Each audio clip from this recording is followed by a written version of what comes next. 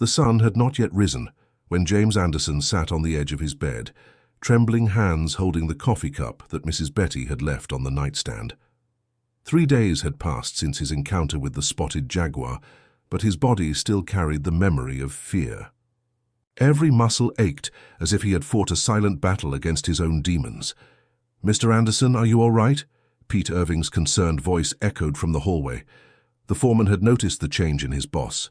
20 years of working together had created an intimacy that required no words. "I'm fine, Pete, just thinking." James put on his blue checkered shirt, the same one he'd been wearing for 15 years. "Is that animal still around?" Pete Irving lowered his hat over his tired eyes. "Found more tracks near the pond yesterday. She's looking for water, Mr. Anderson. With this drought, animals come looking for what they need." The rancher walked to the window and observed thunder in the pasture. The buffalo remained vigilant, his head always turned toward the forest. Since that night, the animal hadn't strayed far from the ranch house, as if understanding that his mission as protector had only begun. "Pete, I need you to call the vet to check on Thunder. He's not eating right." "Already called him, Mr. Anderson. Dr. Richard is coming this afternoon." Pete hesitated before continuing. "There's one more thing. Anna Lee called early. Said she wants to talk to you about some studies she's doing." James Anderson sighed deeply. Anna Lee, at 32, was his only daughter, and his greatest source of pride and concern. With a biology degree and specialization in wildlife, she had always defended nature preservation with a passion that sometimes frightened her father. Since her mother had passed away 5 years ago from heart disease, Anna Lee had become more distant, dedicating herself entirely to conservation work. "What does she want now?" he muttered, fearing the answer. "Didn't say, but it seemed important." At that moment, the sound of an approaching car echoed across the yard. Anna Lee got out of her white pickup truck, her brown hair tied in a practical ponytail, wearing the khaki clothes that were her trademark. She carried a case of equipment and wore that determined expression James knew well. "Dad, we need to talk." There were no preambles in her voice. "Anna, my daughter." James tried to hug her, but she gently stepped aside, still focused on her mission. "Dad, I'm investigating the presence of a jaguar in the region. I've collected evidence that she's establishing territory here in our area." James Anderson's heart raced. "Anna, about that. You knew?" Her eyes shone with a mixture of surprise and indignation. "Dad, this jaguar is extremely important for the local ecosystem. We need to protect her." Pete Irving discreetly cleared his throat. "I'll leave you two to talk. I have to check the pastures in Sector 3. When they were alone, James held his daughter's hands. "Anna, sit here with me. I have something to tell you." She sat on the porch, but maintained a tense posture. "What happened, Dad?" 3 nights ago I saw her."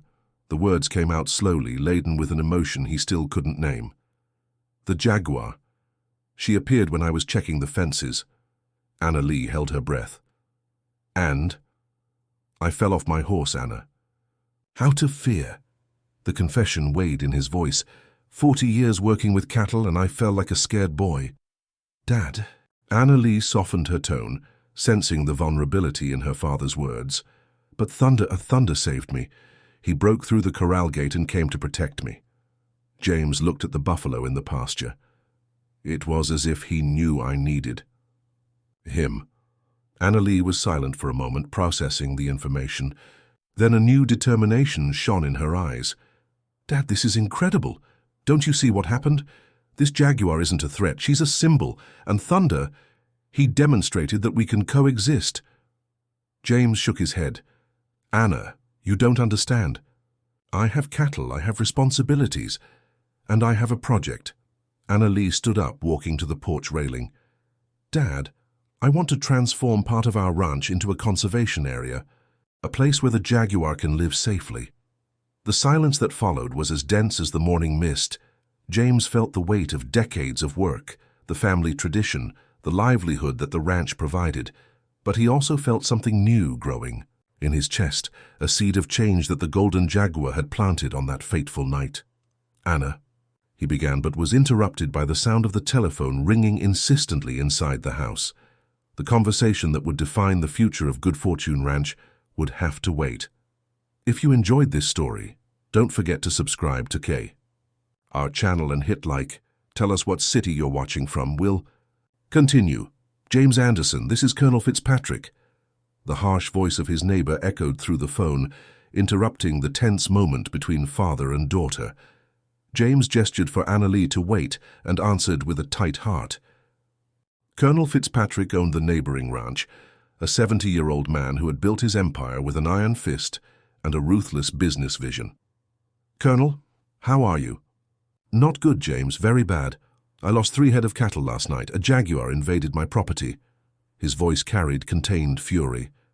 Have you seen anything in your area? James felt his blood freeze. His eyes met Annalie's, who had approached, and could hear the conversation. Colonel, I found some tracks, but don't give me half answers, James. This pest needs to be eliminated before it causes more damage. I've already called the hunters from Springville. They arrive tomorrow. Wait a minute, Colonel. James tried to intervene, but was cut off. There's nothing to wait for. 40. Years raising cattle to see some beast destroy my work? Never. The Colonel breathed heavily. And you should do the same. Protect what's yours. The call ended abruptly. James stood still, holding the phone as if it weighed tons. Dad? Anna. Lee touched his arm. Did he mention hunters? Anna, it's complicated. Complicated, she exploded. Dad, they're going to kill a jaguar, an endangered species. That's an environmental crime. Mrs. Betty appeared at the kitchen door, wiping her hands on her embroidered apron. At 65, she was the living memory of the ranch, having cared for James since he was a boy when his mother needed to travel for health treatments. What's all this shouting about, children? She asked in the maternal voice that always calmed tempers. Mrs. Betty, Colonel Fitzpatrick wants to kill the jaguar, Annalie explained, agitated. The older woman's expression changed. That golden jaguar? James looked at her in surprise. You know about her? Mrs. Betty dried her hands and approached. Yes, I do. She's been around here longer than you might think. She sat in a wicker chair and sighed. 15 years ago, when Anna's mother was still with us, I saw this jaguar for the first time. What do you mean? Annalie sat beside the woman who had raised her. Your mother, my dear, loved walking the pond trail at dusk, said that's where she found peace. Mrs. Betty smiled with melancholy. One day she came back early, all excited, said she had seen the most beautiful jaguar in the world, drinking water, as tranquil as a house cat. James approached, intrigued. Louise never told me about that. Because she knew you would worry too much, but she was enchanted. She went back several times, always at the same time, just to observe from a distance. Mrs. Betty looked at Anna. Lee. Your mother said that Jaguar was the guardian of our land. Anna Lee held the older woman's hand, and she kept appearing. After your mother passed, the Jaguar disappeared too, until now. Mrs. Betty looked at James. Don't you find it strange she's returned precisely now? A dense silence settled on the porch. Pete Irving returned from the pasture, removing his hat to greet the women. Mr. Anderson, Dr. Richard has arrived. He's examining Thunder. Let's go see, said James, grateful for the distraction. In the corral, Dr. Richard Mendez, a veterinarian in the region for over 20 years, was examining the buffalo with a concentrated expression. He was a tall man with a graying beard, known for his dedication to animals. How is he, Doctor? Asked James.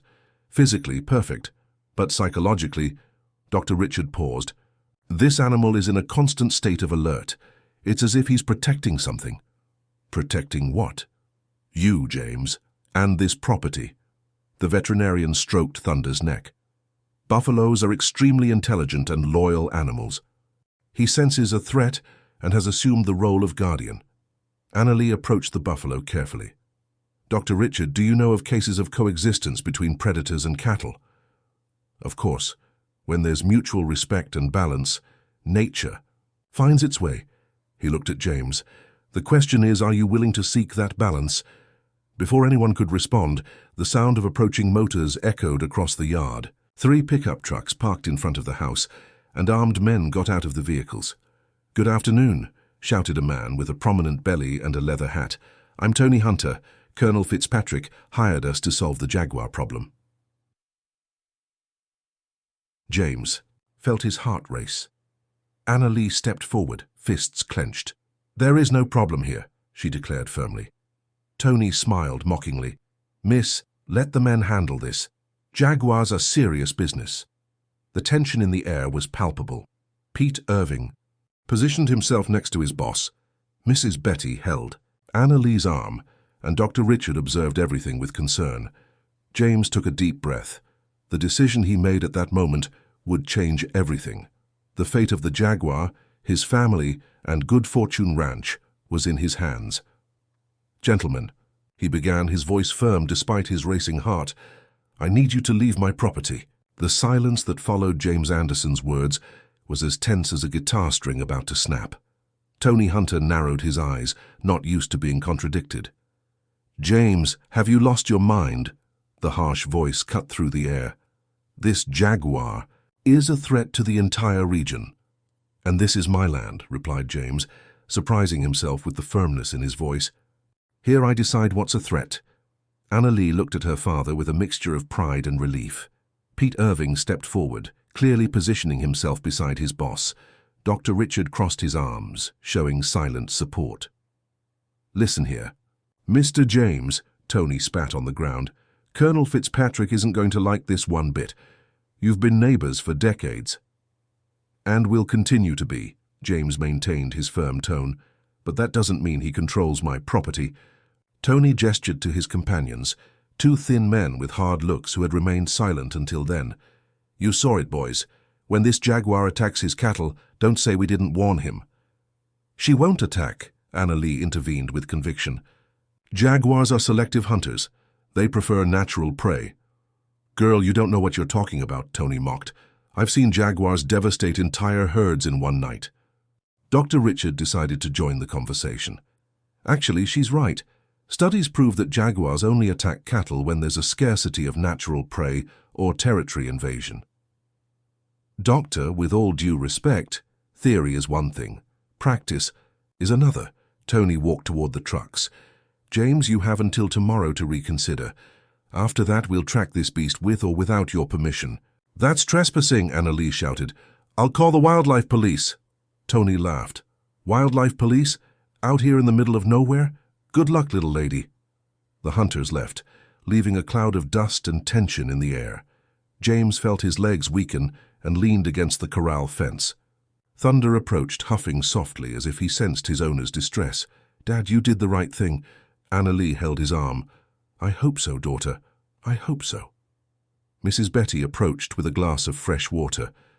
"Mr. Anderson, remember when you were a boy and protected that orphaned calf that everyone said wouldn't make it?" James smiled for the first time that day. "I remember, Stallion. He became the best breeding bull we ever had." "So you know that sometimes the right thing isn't the easiest." Dr. Richard approached the group. "James, I need to tell you something important. A few months ago, I was called to a ranch near North Guarantee. A jaguar had supposedly attacked the cattle, but when I examined the victims, I discovered something strange." "What was it?" Anna Lee was immediately interested. "The marks weren't from a jaguar, they were from feral domestic dogs, a large pack, probably abandoned in town and gone wild." The veterinarian paused significantly. "The rancher had killed an innocent jaguar." Pete Irving shook his head. "How many cases like that have happened?" "That's why it's important to investigate before acting." Dr. Richard looked at James. "Would you like me to examine Colonel Fitzpatrick's cattle?" "Good idea," Anna Lee agreed. "Dad, we can solve this scientifically." James was about to respond when the sound of another vehicle arriving caught everyone's attention. An official truck stopped in the yard, and a woman of about 40 got out, her blonde hair tied back, wearing a uniform from the Fish and Wildlife Service. "Good afternoon. I'm Officer Carla Mendez from the U.S. Fish and Wildlife Service. We received a report about illegal hunting in the region." Anna Lee stepped forward. "Officer, I'm so glad you're here. There are hunters threatening to kill a jaguar. Where are they now?" "They just left," James explained. "They were hired by my neighbor, Colonel Fitzpatrick." Carla noted everything on her clipboard. I'll need to speak with everyone involved. Hunting jaguars is a federal crime, punishable by imprisonment and heavy fines. Officer, Dr. Richard introduced himself. I'm a veterinarian in this region. I'd like to propose a technical investigation before any drastic action. What kind of investigation? Examining the dead cattle on the neighboring ranch to determine if they were actually attacked by a jaguar. Carla nodded. Excellent idea. Dr. Richard, can I count on your official collaboration? Of course. Anna Lee breathed in relief. Finally, the situation was taking a scientific and legal turn, but James still felt a weight in his chest. He had known Colonel Fitzpatrick for decades and knew the man wouldn't give up easily. Dad, Anna Lee approached when the officer and the veterinarian moved away to talk. I need to tell you something. What is it, daughter? 2 months ago I installed monitoring cameras on the pond trail. I wanted to document the local wildlife for my research. She paused. I have footage of the jaguar. James widened his eyes. And why didn't you mention this before? Because in the footage, Dad, she has cubs. The impact of the revelation was like lightning. Pete Irving let out a low whistle. Mrs. Betty put her hand to her chest, and James felt his legs weaken. Again, cubs, he murmured. 2 little ones, Dad, still dependent on their mother. Hannah Lee held her father's arm firmly. If they kill her, the cubs will perish, and that's not all What else? Anna Lee took a deep breath before dropping the final bombshell. Dad, you need to know where she made her den. The den is in the old cave, Dad, the one where you used to take me when I was a child. Anna Lee's words fell like stones in the still waters of the pond. James felt the world spin. The cave had been his secret refuge in childhood, the place where he ran when the responsibilities of the ranch weighed too heavily on his young shoulders. Later he had shared that sanctuary with Louise during their courtship, and then had taken Anna Lee there to play when she was small. It can't be, he murmured, his voice choked. Dad, I know it's hard to accept, but Anna, you don't understand.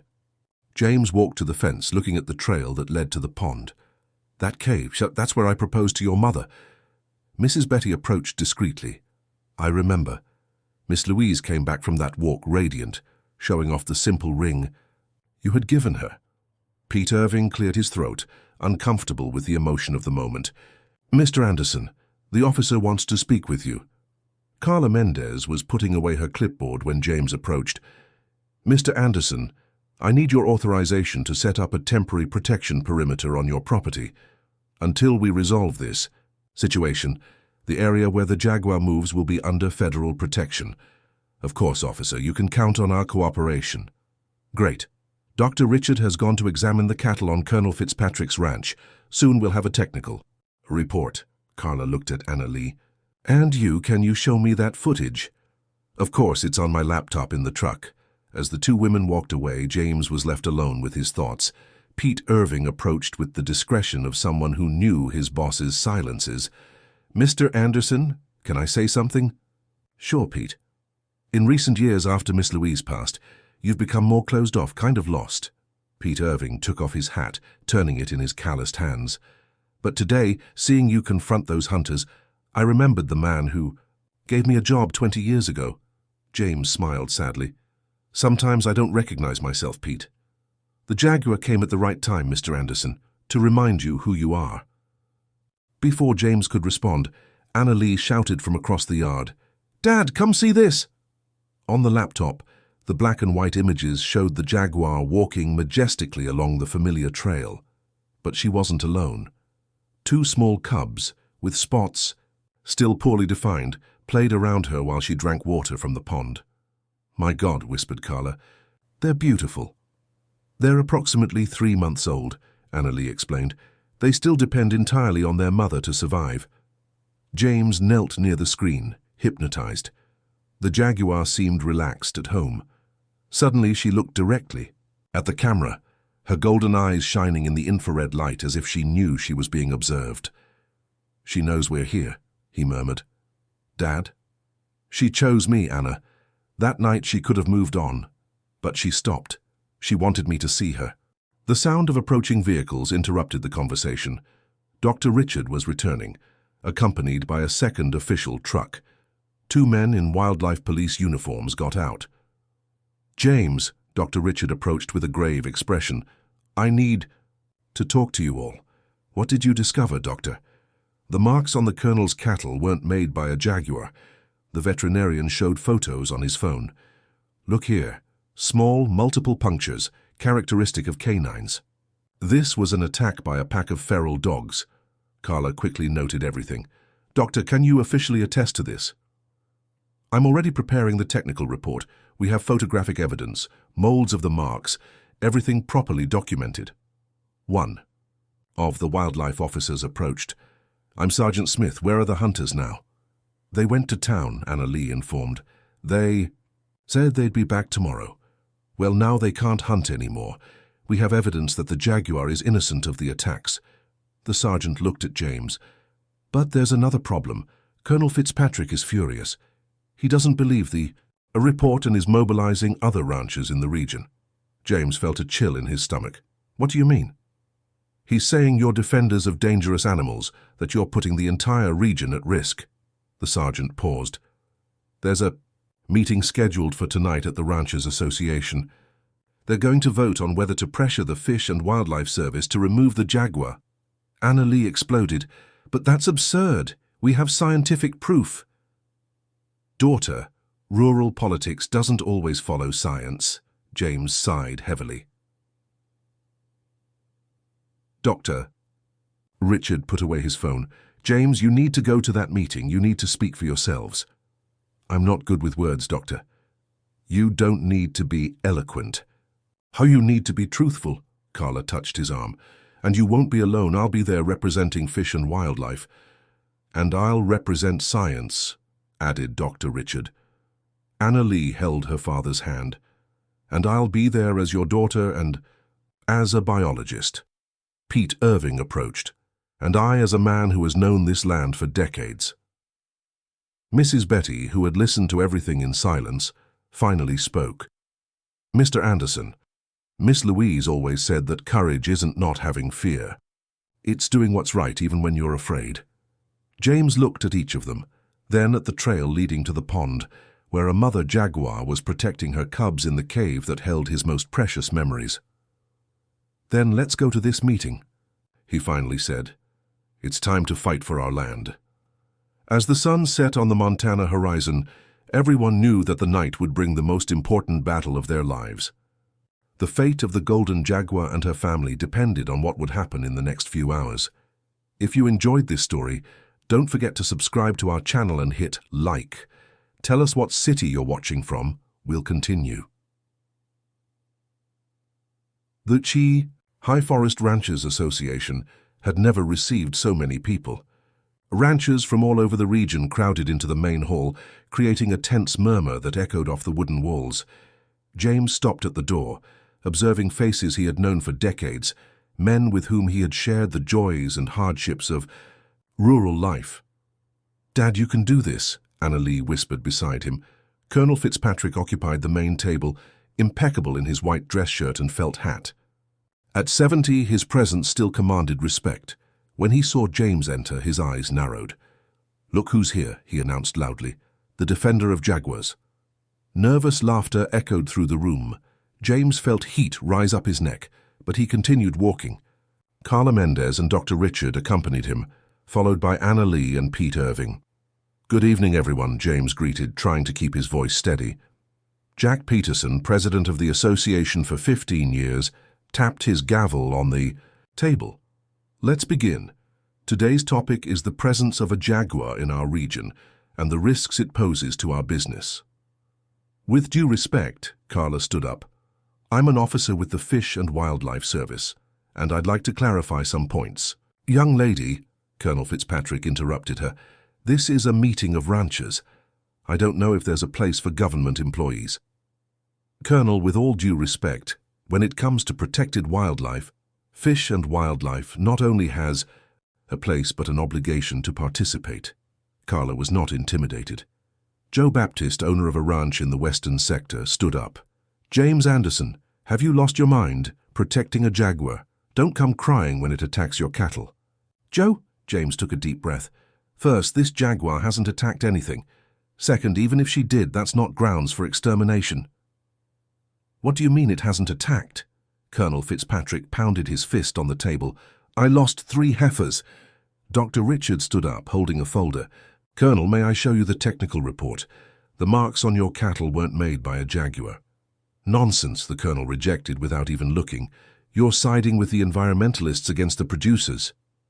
Dad, Annalee asked permission to speak. Can I show everyone something? She connected her laptop to the room's projector. The images of the Jaguar with her cubs appeared on the screen. A silence fell over the gathering. This is the Jaguar you want to kill, Annalee explained. She has 2 3-month-old cubs. If she's eliminated, they will perish. What a shame, someone murmured from the back of the room, but his voice lacked conviction. Mary Carmen, the only female rancher present, stood up. Anna, are they really that small? Yes, Mrs. Mary. They're still nursing and completely dependent on their mother. I didn't know. Mary Carmen sat down, thoughtful. Colonel Fitzpatrick realized he was losing ground. People, don't be fooled by these pretty pictures. A Jaguar is a predator. Eventually it will attack. Colonel Pete Irving stood up for the first time, surprising everyone. I've worked with cattle for 40 years. I've seen attacks from everything. Dogs, wolves, even boas. But a well-fed Jaguar doesn't attack cattle without necessity. Pete, have you become an ecologist too? The Colonel mocked. No, I've become an observer, and I observed that since this Jaguar arrived, we haven't had any losses at Good Fortune. James felt a wave of gratitude for his faithful friend. It's true she's been living in our area for months and has never touched a head of cattle. But what if she reproduces? Asked another rancher. 1 Jaguar today, 10 tomorrow. Carla responded, Sir, Jaguars have extensive territories. An adult female needs up to 100 square miles.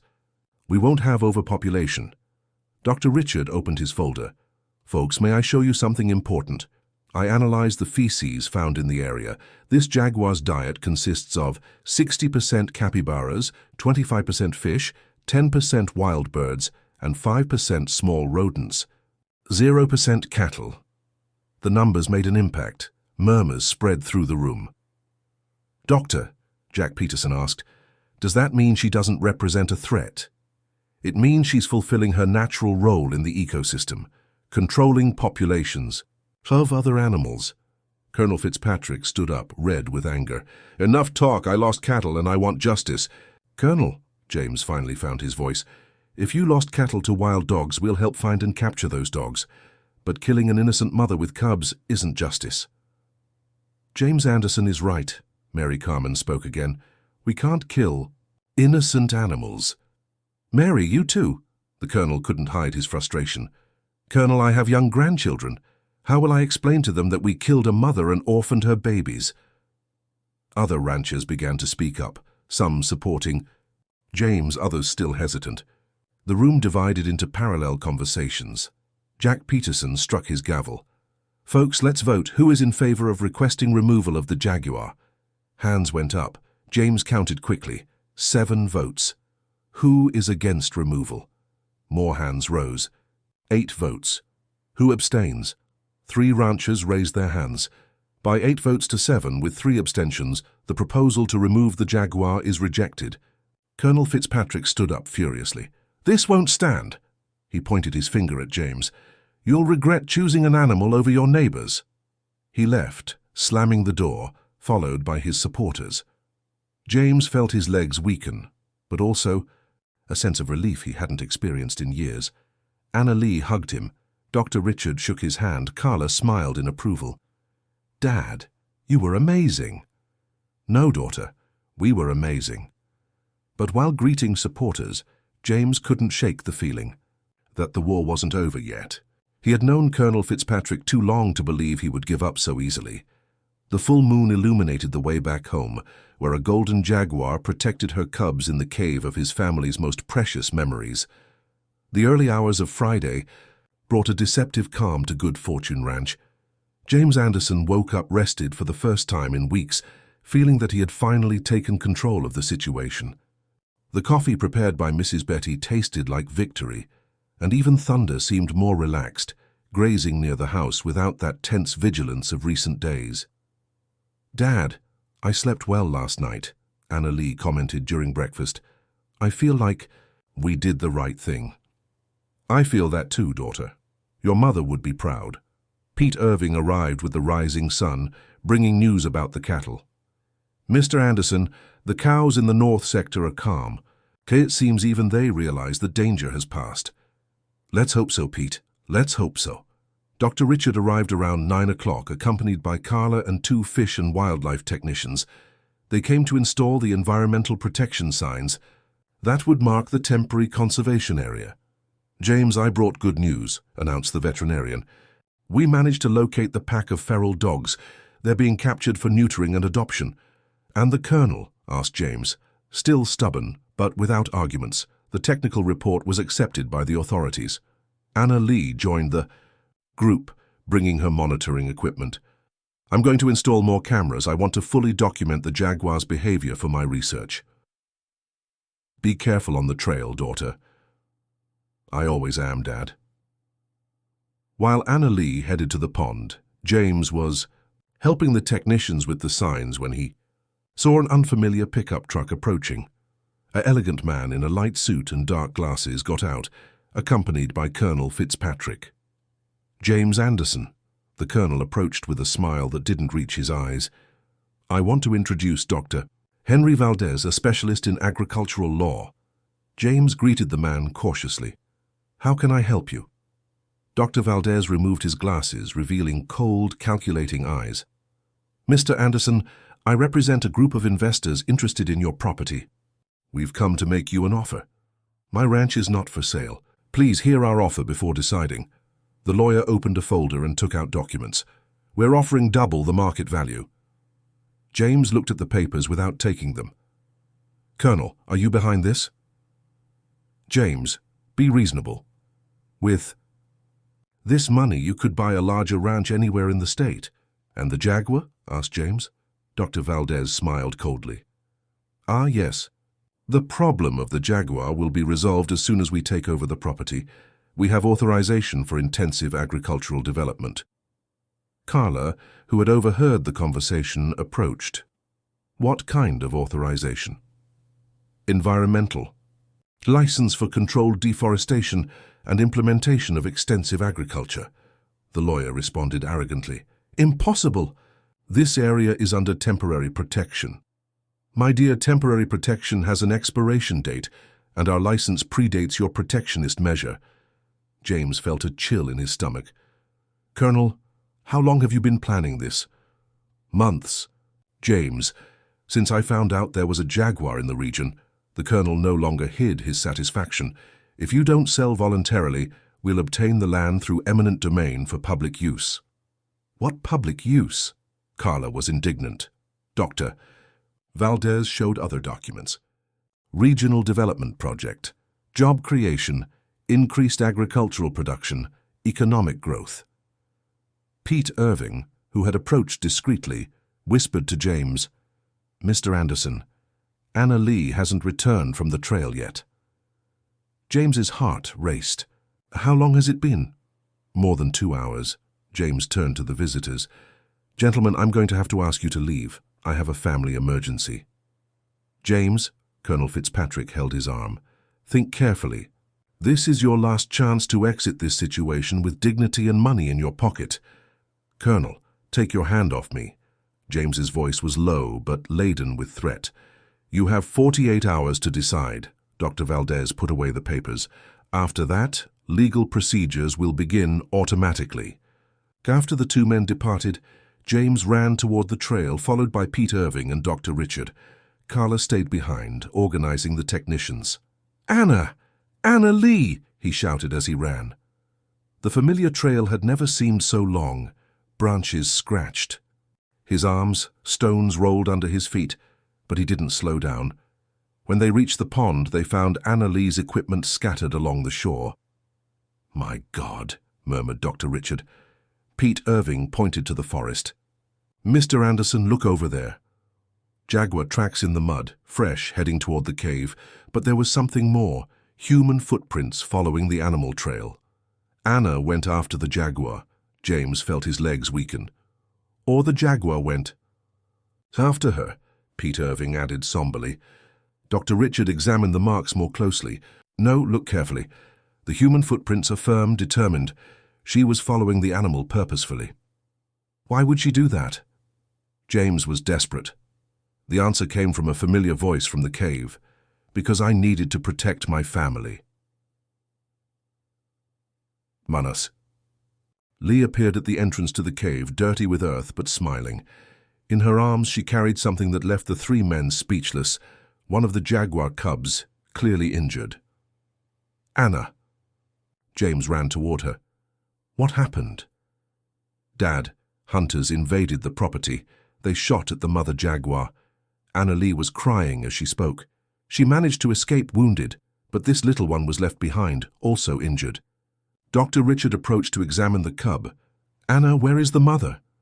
Hidden in the cave, very badly hurt. Dr. Richard, they need help. James looked at his daughter, at the wounded cub, at the cave where a mother Jaguar was suffering, and felt his entire life converging on that moment. Colonel Fitzpatrick had played his last card, violating his property and attacking the family he had sworn to protect. Pete, his voice came out low but firm. Call the police. Dr. Richard, save. These Jaguars, Anna. He looked at his daughter with infinite pride. You are the bravest woman I know. The sound of a helicopter approaching echoed through the valley. The final war was just beginning.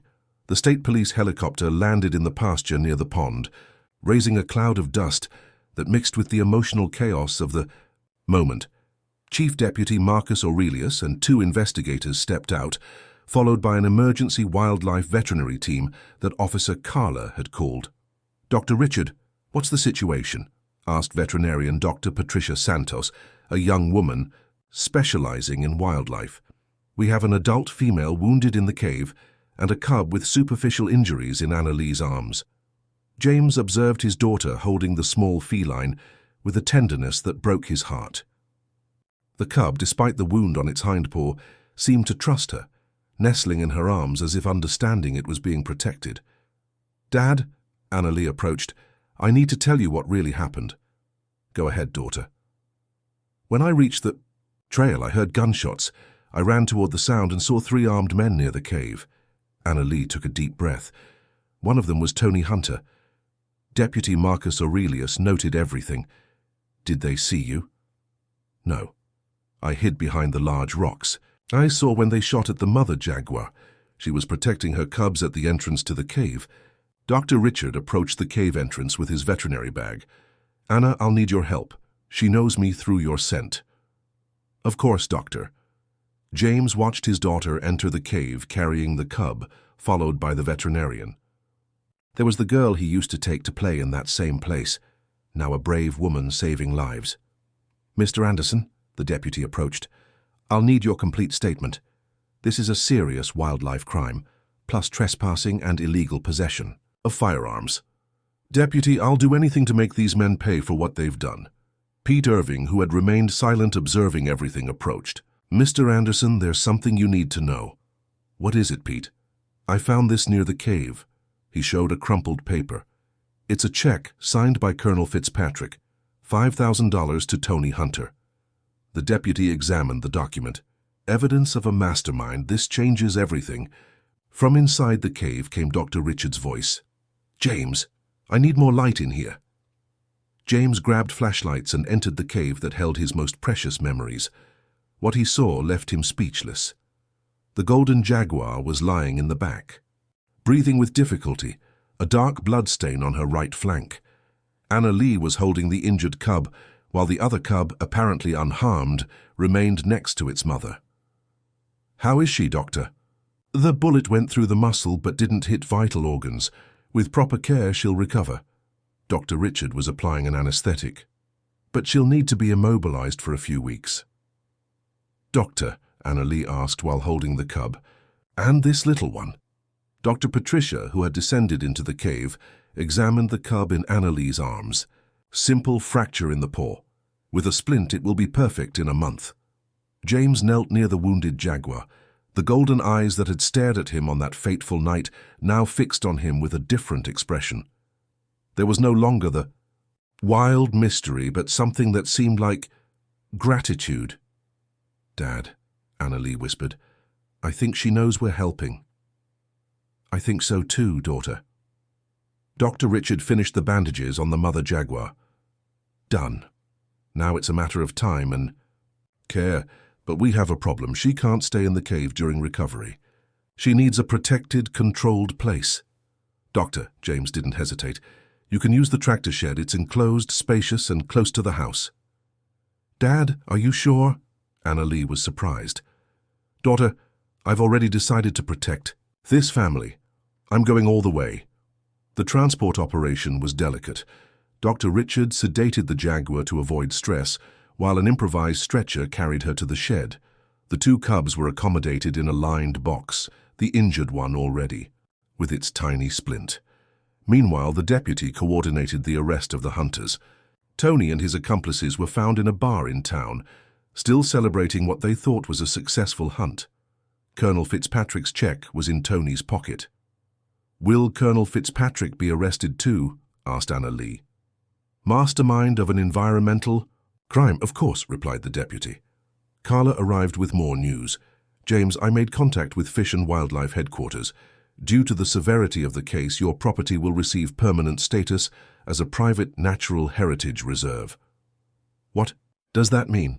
"It means no one can force you to sell. The land is protected by federal law forever." James felt his legs weaken, but this time not from fear, from relief.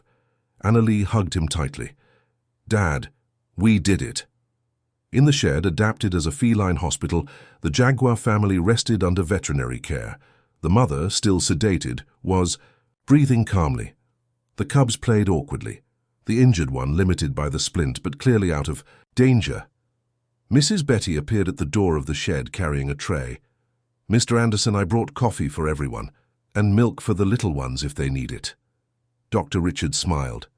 "Mrs. Betty, they still nurse from their mother, but thank you for your concern." When night fell over Good Fortune Ranch, James found himself alone in the shed, observing the Jaguar that had changed his life. Annalie had gone to rest after the exhausting day. Pete Irving was taking care of the last chores, and the veterinarians were preparing to spend the night on watch. "You know," he whispered to the sleeping Jaguar, "I think I understand why you came to me that night. It wasn't just about territory or food. It was about family." The Jaguar slowly opened her eyes as if she had heard. For a moment, man and animal looked at each other in silence, sharing an understanding that went beyond words. "You can rest. Easy, your family is safe now." And for the first time since Louise's passing, James felt that his own family was complete again. 3 months had passed since the night that changed everything. The September morning sun illuminated the transformed Good Fortune Ranch. The tractor shed had become a wildlife rehabilitation center, with Annalie coordinating a conservation project that attracted researchers from all over the country. James observed from the porch as his daughter guided 2 university students in setting up monitoring cameras. The golden Jaguar, fully recovered, had returned to the wild 2 weeks ago, but remained in the area with her cubs, now young and independent. "Dad, come see this," Annalie shouted from the entrance of the shed, now transformed into a laboratory. He approached and saw on the computer screens the images from cameras installed throughout the property. The Jaguar family appeared clearly, hunting, playing, and exploring territory.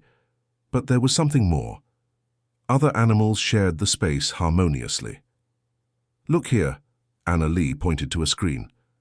"Jaguars, capybaras, tapirs, toucans, even a family of otters at the pond.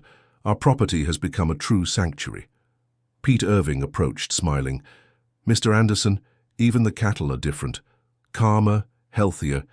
It's as if the presence of wild animals brings balance." Dr. Richard arrived for his weekly visit, accompanied by a surprise. Mary Carmen, the rancher who had supported James at the association meeting. "James," she approached with a shy smile, I came to see if you would accept help to expand the conservation project. I want to transform part of my ranch into a protected area too. Of course, Mary, it would be a pleasure. Actually, she blushed slightly, I'd like you to help me personally. I don't understand anything about this environmental part. Anna. Lee exchanged an amused look with Pete Irving. Mrs. Betty, who was bringing coffee for everyone, murmured quietly, "It's about time." James hadn't noticed Mary's interest, but Anna Lee had been observing the growing rapport between them for weeks. The 53-year-old widow, mother of 2 grown children, showed genuine admiration for the conservation work and especially for the courage James had demonstrated. "Dr. Richard," Anna Lee diplomatically changed the subject, "how are the other rehabilitation projects?" "Excellent. Your case has become a model for the entire state. 3 other ranches have already requested conversion to private natural heritage reserves." Officer Carla Mendez arrived in her official truck, bringing documents. "James, I brought the final authorizations. Officially, you are now Good Fortune Private Natural Heritage Reserve with 7,000 acres protected." "And Colonel Fitzpatrick?" asked Pete Irving. "Sentenced to 2 years of open prison and a heavy fine. But most importantly, he lost the right to engage in rural activities for 5 years. James felt a serene satisfaction. There was no hatred in his heart, just a sense of justice done. "Anna," he called his daughter to a corner, "I want to tell you something important." "What is it, Dad?" "Your mother appeared to me in a dream last week." Anna Lee smiled, knowing her father's simple spirituality. "She said she was proud of both of us, and she said one more thing." "What?" "That the golden Jaguar was sent by her to reunite us." Anna Lee held her father's hands, her eyes tearing up. "Dad, I feel Mom's presence here too, especially in the cave." "That's where she is, daughter, guarding our family, our land." At that moment, Thunder approached the fence, huffing softly. The buffalo had become a regional celebrity, known as the guardian who saved the rancher from the Jaguar. But to James, he remained simply his faithful companion. "Hey, old friend," James stroked the animal's neck. "You knew, didn't you? Knew. Everything would work out." Thunder shook his head as if agreeing. At dusk, when the visitors had left and the day's work was done, James walked along the familiar trail toward the pond. Anna Lee accompanied him, carrying equipment to check the night cameras. "Dad, can I ask you something?" "Of course. How do you feel about Mrs. Mary?" James stopped walking, surprised by his daughter's direct question. "Anna." "Dad, life goes on. Mom wouldn't want you to stay alone forever." "And you? How would you feel?" Anna Lee smiled. "Happy. Mary is a good woman and you deserve companionship." They reached the pond at the exact moment the golden Jaguar emerged from the forest with her 2 cubs, now almost her size. They headed to the water to drink, completely at ease with the human presence. "Dad, they trust us." "No, daughter. They respect us, and we respect them. It's different." The Jaguar raised her head, looking directly at James across the distance. For a moment, time seemed to stop. Then, to the surprise of both, she emitted a low sound, almost a purr. "Dad, she's saying goodbye." "What do you mean?" "The cubs are grown. Soon each will follow its own territory. It's the natural cycle." James understood. The golden Jaguar's mission was complete. She had taught him and Anna Lee about courage, about protecting family, about the true meaning of belonging to the land. "So this is our goodbye too?" "No, Dad. It's the beginning of a new alliance." As they returned to the house, James felt a deep peace settling in his heart. Good Fortune Ranch was no longer just a rural business. It was a sanctuary where all forms of life found their place. That night, under the starry Montana sky, he knew he had found his true purpose. It wasn't just raising cattle or managing a rural property. It was being guardian of a piece of the world where the sacred and the wild could coexist in harmony. The golden Jaguar had arrived like a hurricane of changes. She departed, leaving a human family reunited, a protected land, and the certainty that true miracles happen when we open our hearts to understand that we are all part of the same great family. And in the words that Mrs. Betty whispered every night as she turned off the lights of the house, God bless our land, our animals, and all who find peace at good fortune. If you enjoyed this story, don't forget to subscribe to our channel and hit like. Tell us what